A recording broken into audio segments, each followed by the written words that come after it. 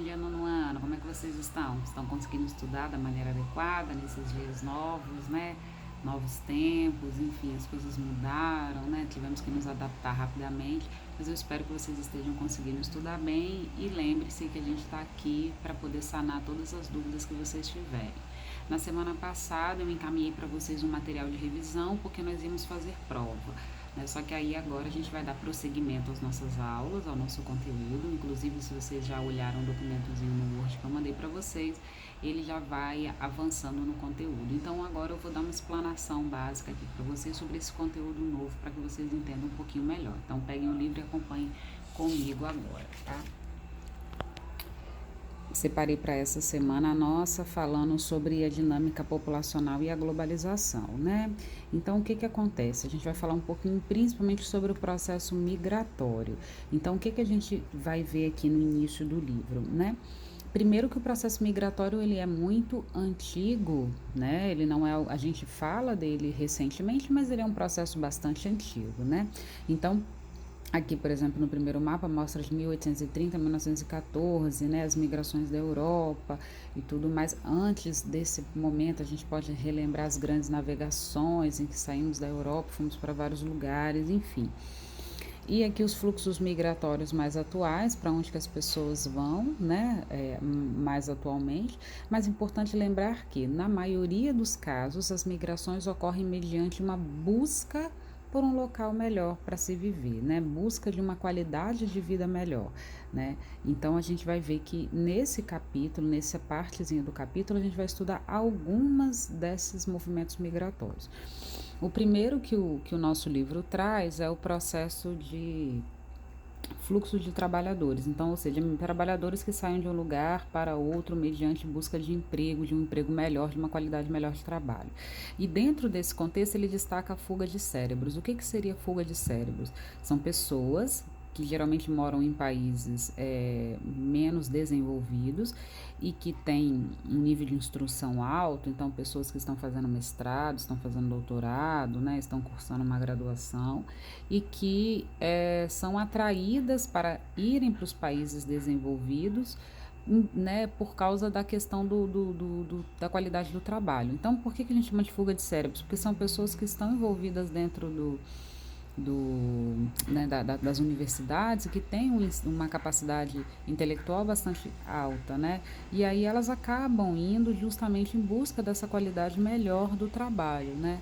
E aí aqui ele vai falar um pouquinho sobre isso, como é que é. Então, principalmente vão para os Estados Unidos e para os países da Europa, esses trabalhadores. Aqui do Brasil a gente tem uma migração de fuga de cérebros bastante elevada, inclusive, tá?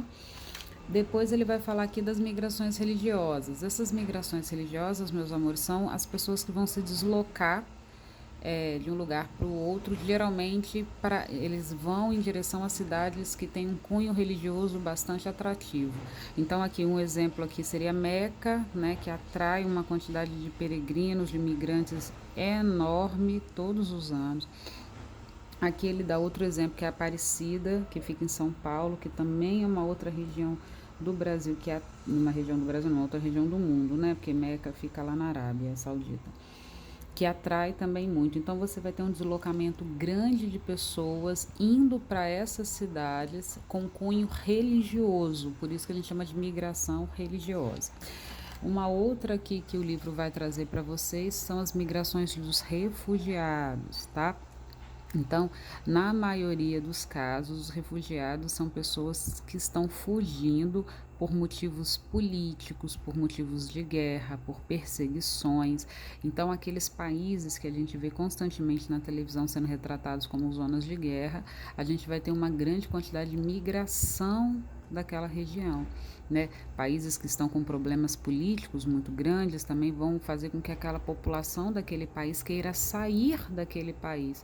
Isso que a gente vai chamar de processo migratório, né? Aqui o livro traz para vocês um exemplo de sírios, né, caminhando da Sérvia em direção à Croácia.